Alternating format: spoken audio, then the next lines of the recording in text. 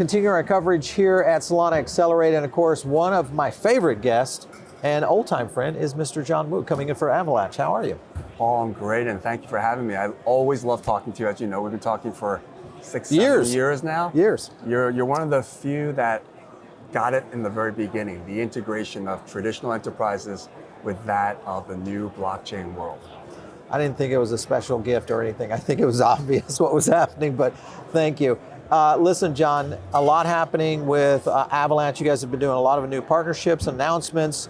Tell me what you're excited about right now with Avalanche. Well, there's so many things I'm excited about, but this summer, when you see FIFA World Cup, a lot of their right to buy tickets and a lot of their loyalty stuff and tickets in general are going to be done on an Avalanche blockchain. Wow. I think that's going to be huge. Yeah.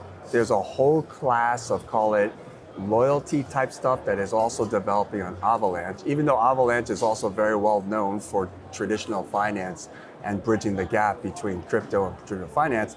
We have a whole category of loyalty stuff, whether it's the Cleveland Cavaliers or the Detroit Pistons, taking advantage of the blockchain to enhance their either payments to stablecoins or their better management and engagement of their users. Yeah, yeah. Well, I think, when you look at mainstream of blockchain, which is what's happening now, we're seeing it in the sports arena. Obviously, we're going to, I think, see it now in probably mainstream brands. And that brings me to a question, and you and I have really kind of tumbled with this a lot around how mainstream brands are going to adopt into crypto or blockchain in general. Stablecoins might be the opportunity. When you look at stablecoins right now, obviously Clarity, we're getting new language literally as we're talking today. That Clarity in itself is going through, it changes the framework of a traditional investor being able to get some yields. We'll talk about that in a second. But what do you think big brands and stablecoins? How do you think that's going to marry? Stablecoins, especially after the Genius Act, was a huge unlock, not just for traditional finance, but for all of these different consumer brands. All of a sudden, it's like you have this more efficient rail, and this more efficient rail increases the velocity of money, allows a team who actually owns a stadium as well, suddenly can use stablecoins to incentivize their own engaged and further engage their users, but also let it use it to go buy the hot dog or the swag at the store and pass back some of the savings right to the user. So I think regulation has gone to the point where consumers now will see the benefits, even if they don't see it right away or directly, or it's abstracted away, the merchants will benefit and they will pass some of that on. Well, and Clarity is most likely going to solidify that as it goes into the Senate this week, hopefully next week on markup. Do you think a brand this year, I want a prediction, do you think a brand this year will launch its own stablecoin? Now, I'm not thinking about Western Union, I'm talking about a real brand that's not a finance brand. What do you think? That's not a finance brand. Yeah, not a finance brand. I do. Okay, all right. Absolutely there you go. I think there will be some brand that has massive distribution, and instead of having Starbucks as points, they may have a stable coin that embeds loyalty. I mean, a tokenized asset is better than a traditional digitized asset because you can embed rules of engagement in it. Yeah. So the asset itself is no longer just a dumb asset. It's actually intelligent. It can embed the rules of exchanging, holding, as well as incentivizing. Yeah. All in the coin itself. Well, and the opportunity, I think, there for brands to really kind of leverage into what's happening in blockchain just opens up. I will caveat one thing. Everything I just said depends on how tokens are classified in the Clarity Act. For sure. But I do think stablecoins will, in brand perspective, will be using stablecoins a lot. But once you can take Clarity Act, throw it on top of stablecoins, and make it clear what the rules are, suddenly you have your own stablecoin that can embed slightly different rules. Yeah, I think the brands are going to get very creative on this for sure. Let's talk, there's been a lot of news going on with Canton. We look at this as a bank-to-bank private chain. There's, we've gone back and forth with their CEO. But I'm curious, is Avalanche maybe the one that is poised to actually take on Canton? Yes, the answer is yes. How? Avalanche, I think Avalanche, as you know, from day one, we've been working on this. Right. Avalanche will be, they call it the default infrastructure in the future for all digital assets. And it's because it's interoperable.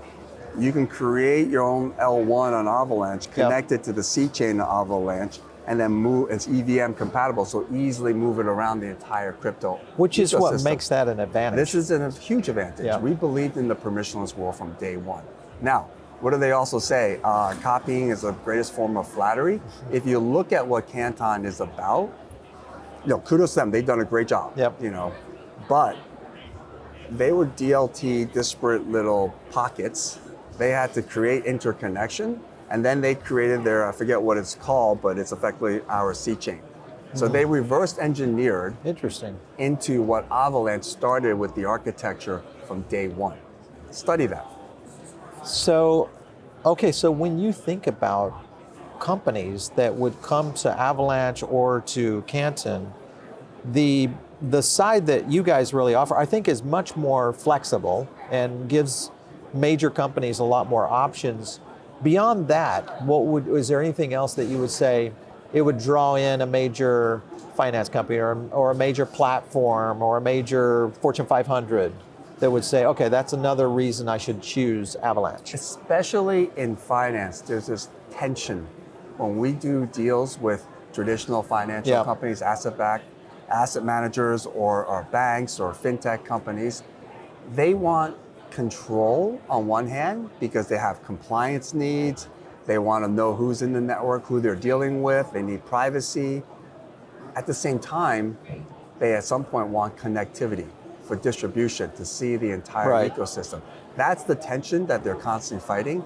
And Avalanche L1 gives them their purpose-built L1 that they could control, call it the privacy or the necessary participants, KYB, KYC, at 3 levels, the transaction level, the network level, the smart contract level.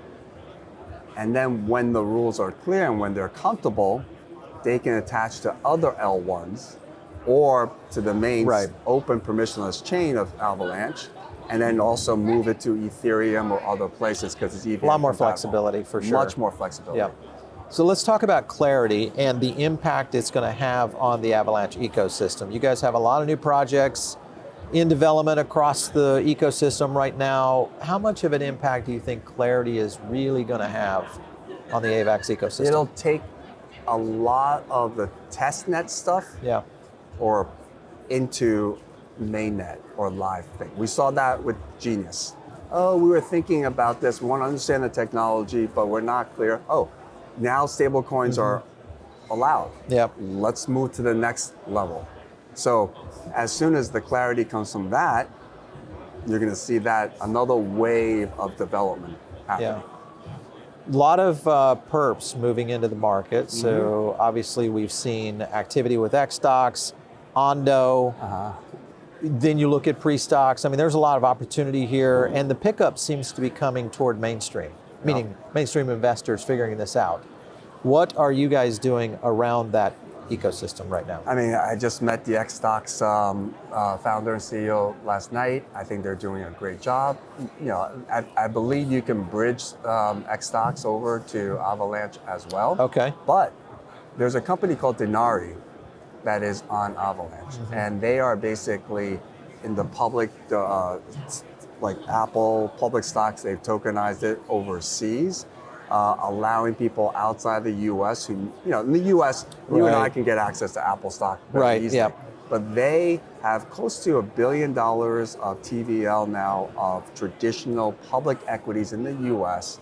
that they allow other people to buy and sell in a regulatory compliant way. So Denari is another one in that same vein that's doing this. I think in the long run, you as an investor or me as a retail person or someone else as a retail person, they're gonna want the product and not necessarily care who is providing it. Yeah.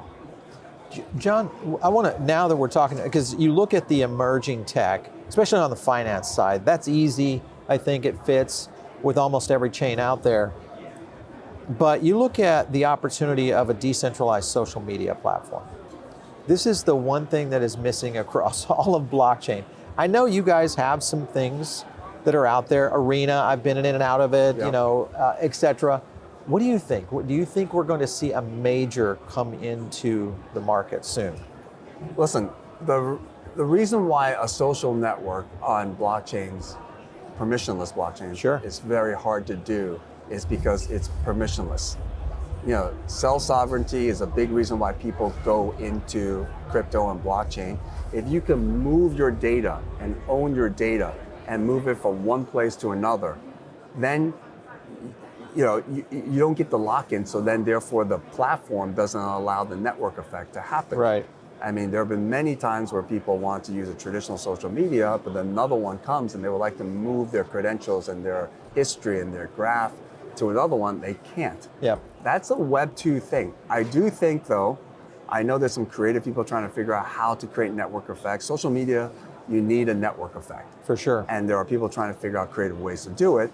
It's just, that's one category that's very hard in a permissionless world.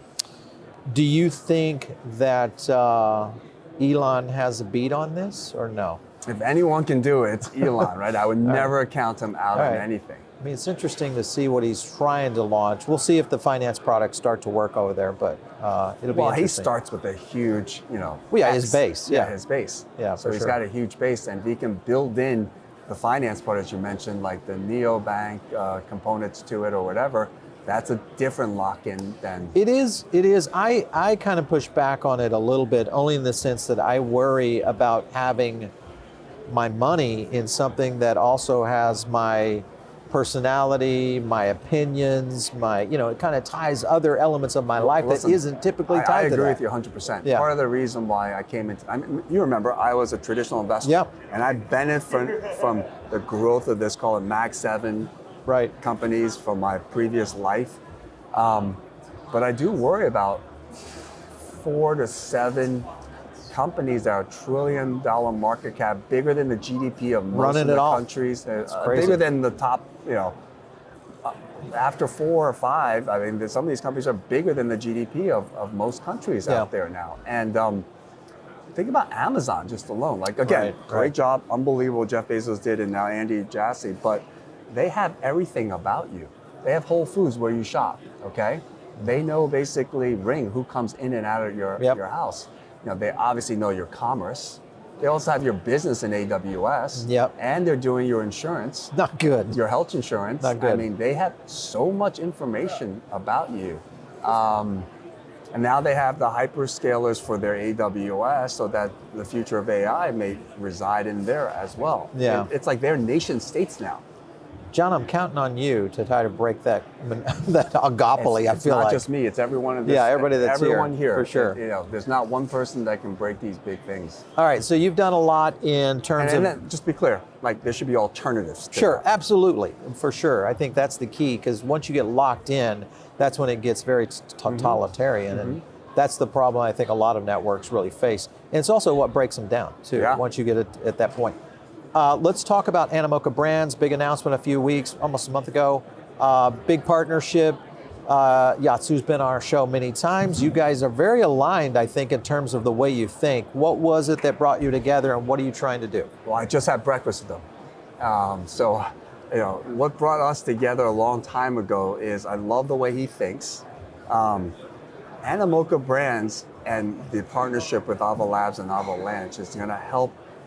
They're very outside the U.S., and we've been making big pushes in Asia and Middle East. So that partnership allows us to have access to the Middle East, more access to Asia because we're big in Asia. But also, it's more than just gaming. It's not gaming anymore. There's real world assets. There is also a whole bunch of things. In fact, he and I were just talking about the new push into the integration of AI and blockchain with agentic payments. There are things that are happening on Avalanche that's agentic payments related as well as AI related. And he and I are thinking about what can we do together? Because there's a push on both sides, but maybe we can join forces and do it. Because I think what blockchain is going to help in the future for AI is obviously the payments with stablecoins, but also for trust. When agents are creating agents and creating other code, and code is creating code, you need to have the trust that the original thing was there. Now, who owns the original thing? Who was the original creator? You need to also identify who that person is. And these are the things that can live on the blockchain so people see the provenance of the new code or the new things being created. Right, for sure. Well, and Animoca has been a stalwart in the gaming sector, as has been Avalanche, in terms of really kind of rolling it out. Stalled a little bit in the last bull run. Do we get a resurgence of that now that clarity is maybe lining up here? Could it open up an opportunity, a true opportunity for true, tier one games to where they can start utilizing crypto assets in game, do you think? I think yes, in two ways. Okay. So we have a partnership with a company called Nexon. It's a publicly traded company in Japan. One of their oldest and biggest games is MapleStory. Right. Over 220 million users. They've always innovated. That's how they keep a game going after 20, 25 years. And they've seen what Roblox does. Like Roblox, even though it's not a crypto blockchain company, it's got ethos of a crypto blockchain company. There's a Robux coin, there's a creator community, there's a user community, and there's an economic system through the coin itself. So MapleStory is creating a new instance of the game on Avalanche. So I think we have somewhere between 160 to 200,000 new addresses and users of this new crypto version, this new instance on top of Avalanche. And it's a closed ecosystem right now because they have to really test it out and make sure it works. But we're talking about creators now being more composable with the code than in a Roblox sense. They have to create things, give it to their creators to create. Now that you can go in there and code it yourself. Right. Stablecoins is going to be a big part of that, allowing in-game assets and stuff to flow as well. So I think from a value transfer as well as from a composability of code, as regulation becomes more and more clear, more and more companies are going to be creating a blockchain instance of that. For sure. Time to lock in. John, thanks for coming in today. We appreciate it. Always a pleasure, Paul. All right. You guys know what to do. We'll be covering more of Accelerate here in Miami. We'll catch you soon.